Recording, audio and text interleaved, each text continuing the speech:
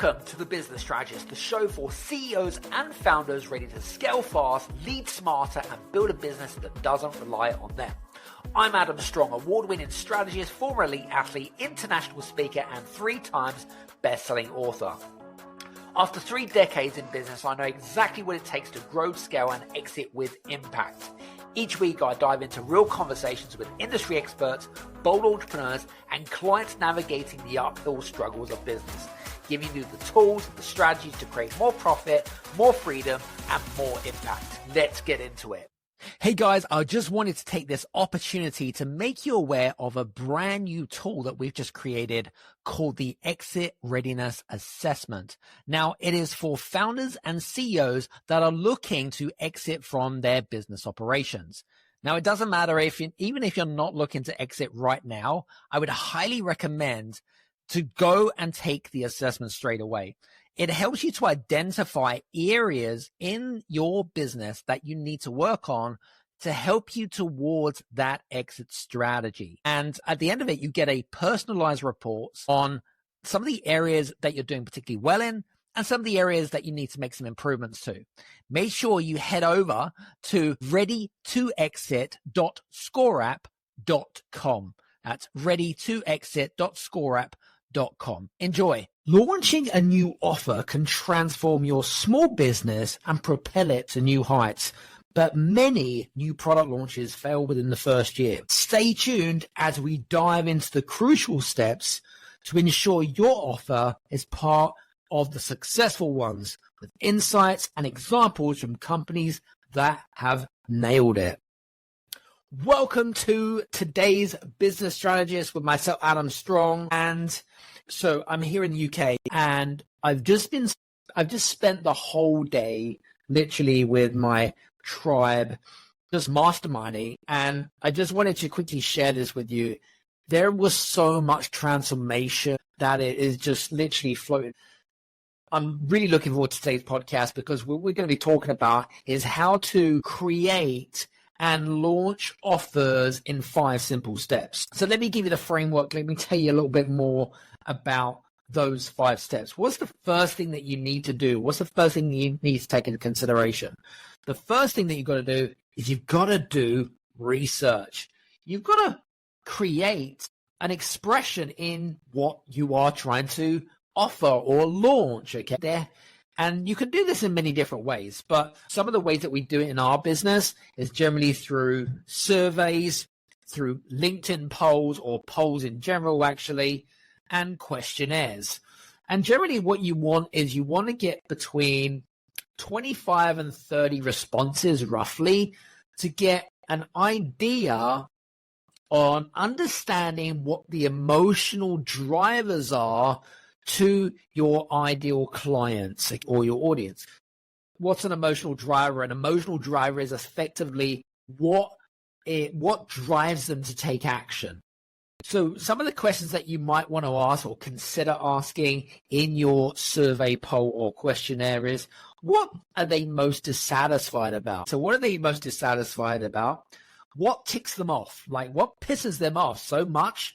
What drives them completely crazy? The other thing is, what are their fears? Because again, a certain part of the brain, it doesn't buy with logic. It buys with emotion. So if you can create an offer which emotionally they can relate to, then they're going to feel that they're more relatable to you. There's a connection, if that makes sense. The other thing that you need to take in consideration as well in terms of emotional drivers is what frustrates the hell out of them. What frustrates them?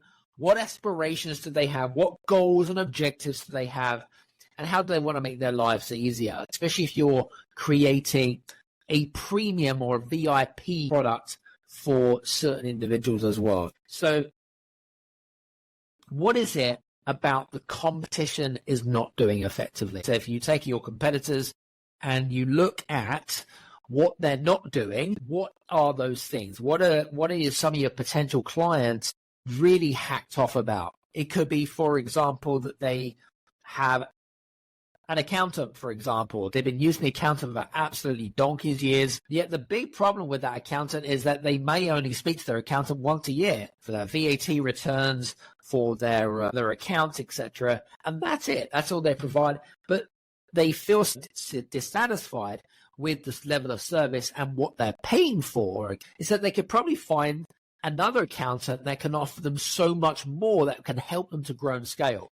So think about what drives your potential clients absolutely crackers. So that's the first thing, is research. Step number 2, develop a unique value proposition or unique selling proposition. But what makes you different from the market? I was actually having a great conversation with a good friend of mine from Canada, and we talked about the Pandora's box. So how do you unleash the Pandora's box in a sense of what makes you completely unique to the market? So when I think about this, I think of the company Dollar Shave Club. So I don't know if you remember about the Dollar Shave Club. It doesn't exist anymore because it was bought by Amazon for a lot of money. I think it was $1 billion. But when Dollar Shave Club came about, what Dollar Shave Club did is they manufactured and created and sold high quality razors for $1. That's what they did, because their customers were so pissed off about the fact that you have, say, a razor blade and it's kind of rotating or it's vibrating and you have all these fancy features and whatever it is. And all men want to do is have a shave, right? They just want to have a comfortable shave, and they get so hacked off because it's so complicated and so expensive. So Dollar Shave Club came in because they were hearing the frustrations of their clients and customers, and they offered high quality razor blades for $1. So it would be like a subscription model. That is an example of what makes them unique. Like, they came into they identified an industry, and they effectively improved upon it. They were listening to their customers' frustrations and the fact that they were really ticked off about the fact that I don't need this vibrating, razor blade, right? All I want to do is have a comfortable shave and it to actually do its job, right? And that's where it came in, the whole concept of Dollar Shave Clubs. Step number 2 is develop a unique value proposition. So that's step number 2. Step number 3, test the water. What I mean by test the water is thinking about testing the demand for your offer. Okay, what do I mean by that? So could you offer a beta testing? Could you offer some sort of trial in exchange for feedback? Could you offer something, even you could do something for free in exchange for feedback so that you can refine and make improvements to what you actually have to offer? And a really good example of this, where we think about testing the water and testing the demand more than anything else, if you think about when Elon Musk actually stood up on stage and pre-sold the idea of Tesla 3. And Tesla 3 was, it was iconic back in the day. What Elon did is he created such a massive energy and a massive buzz around the Tesla 3 and how it would compare to everyday cars and how it was so much more better, that he was able to secure hundreds of thousands of orders before the car was even created. So people put down I think it was like $3,000 or $5,000, and they pre-ordered their car, and the car wasn't even built. It was like a 2 or 3 years wait list. He created a demand, right? He created this massive buzz and excitement. What can you do around your product? It could be a SaaS product, for example, looking at what your competitors do. So that's step number 3. Are you planning to sell your business in the next 3 to 5 years? Then you already know it's not just about finding a buyer. It's about actually protecting what you've actually built. That's where our sponsor, Adam Benedict, comes in. They're one of the leading premier M&A legal firms trusted by founders to simplify complex exits, protect value, and deliver results. Now, if you want a smart, smoother, and strategic exit, visit adambenedict.co.uk. Step number 4. And I think this is, again, really, really important, which is pricing. So how do you know if you've got the right price correct? How do you know that you're positioning it in a way that is not just not going to compromise your unique value or unique selling proposition, but it actually complements it. So there are 4 things that you need to take in consideration when it comes to pricing. So number 1, cost price, creating something which is not only going to increase revenue, but it's going to also increase profitability. So what should you do that is going to reduce your costs and increase profitability? Okay. So that's the first one. Secondly is value-based pricing. So back in professional services, if you're still using the model of trading time for pounds, trading time for dollars, it is a very much a dinosaur money mindset issue. People judge you on charging per hour. It, again, depending on who your audience is that they pay based on perceived value. For example, if I'm a chiropractor and rather than charging per hour, that I create packages, and if the perceived value, if I've got, I don't know, X years of experience or whatever it is, and I've got great social proof, okay, and I can help you reduce your pain, how would you value that? If you're in chronic pain or if you can't get out of bed, how do you put a price on that? So thinking about what the perceived value to the client or the customer is going to help you to determine on what that looks like. Tip number 2. Tip number 3, competitive pricing. So again, looking at what your competitors offer is very, very unique, is very, very important. But it's also to highlight what your competitors are doing, but what your unique selling proposition is. So how can you be competitive, if not slightly below market value or below what your competitors offers, as well as have that uniqueness about with you in terms of the industry? And number 4, psychological pricing. But generally, if we price something at say something costs 10, well, when someone prices at say $9.97, for example, or $9.99, we're thinking $9.97 is not quite £10, so it's perceived as not so expensive.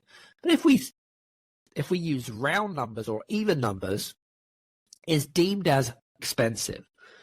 So thinking about psychological pricing, use odd numbers, 3, 5, 7, and 9 at the end of your pricing. Your audience members are going to look at it as if it is much better value for money. And a really good example of this is Apple. So if you look at Apple's products, for example, and you look at, say, their iPhone range. Now, iPhone, they have the entry-level iPhone SE, and then you've got the iPhone Pro, or the 15 Pro, depending on when you're listening to this episode, of course. So what determines price? People buy because they're buying on features, they're buying on benefits, they're buying on the latest technology and how slick it looks like. So you can still buy an entry-level iPhone at set price, and you can buy a high-level, top-end, top-spec iPhone for another price. So they have a diverse product offering for different types of clients based on their needs and wants. All right. So that's step number 4, which is pricing.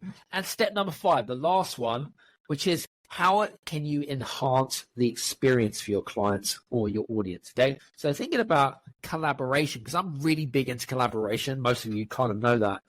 Who is it that you could partner with that could add value and enhance what you do? So let me give you an example. An accountant could partner or collaborate with a financial advisor. There could be some really good synergies with there. That's one prime example. An osteopath and a physio as another example, because again, what you're trying to do is you could package something. You might not necessarily be an expert at delivering what you want to deliver, but you could outsource or you could partner with someone that could help deliver that extra wow service. So that is one example, 2 examples, sorry, about how you could potentially collaborate. Let's just summarize what we've got here. So step number 1, research. So how do you create a interest in what you're actually currently on offer? Step number 2, develop a unique value proposition or USP. Step number 3, which is testing the water. Like, very important to test the water, and it could be a trial, a beta test, it could be a free trial of some sort where people could try before they buy. All right. Or you could do it at a discount. So in our mastermind, for example, we don't offer our inner circle for free. You can come along as a first-time experience at a discounted, heavily discounted price, and you can experience what you're about to experience. Okay? And then you'll get a judgment based on that. Step number 4, pricing. Talked about pricing, and I broke it into 4 different things that you need, 4 different tips for breaking that down. So we've got cost price, value-based pricing, competitive pricing, and psychological pricing. And the last one, the last step, which is enhancing the experience. So we looked at collaborations, who you could partner with that could add value, and who could you partner with regards to enhancing what you do. So, guys, hope this particular episode has been particularly useful for you. And again, if you have enjoyed today's episode, again, feel free to leave a review over on Apple or over on Spotify. I'd be gratefully interested. And what we're going to be doing actually is we're going to be bringing out some brand new assets for you guys as well. I'm so excited. I'm really excited. We're working on some brand new stuff, and I'd love to get some feedback from you. Anyway, enough from me. Hope you enjoyed today's show, and we'll speak to you soon. Take care. Bye.